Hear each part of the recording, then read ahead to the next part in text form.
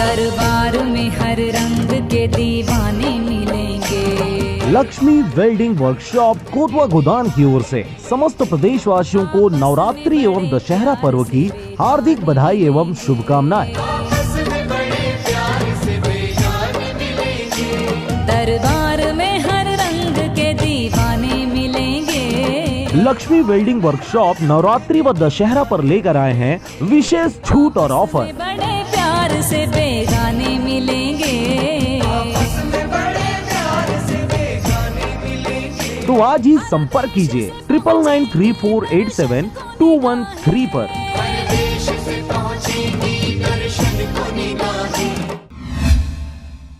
खबर है बलौदाबाजार जिले का, जहां पर बलौदाबाजार जिले के पलारी जनपद पंचायत में 103 ग्राम पंचायतों के सचिव 4 माह से रुकी हुई है उनकी वेतन, और इसी को लेकर जनपद पंचायत पलारी में हड़ताल कार्यक्रम किया गया। आपको बता दें कि सचिवों से पूछे जाने पर उन्होंने बताया कि हम लोगों को 4 माह से वेतन नहीं मिला है और जिसमें नाना प्रकार की कठिनाइयों का सामना हमें करना पड़ रहा है।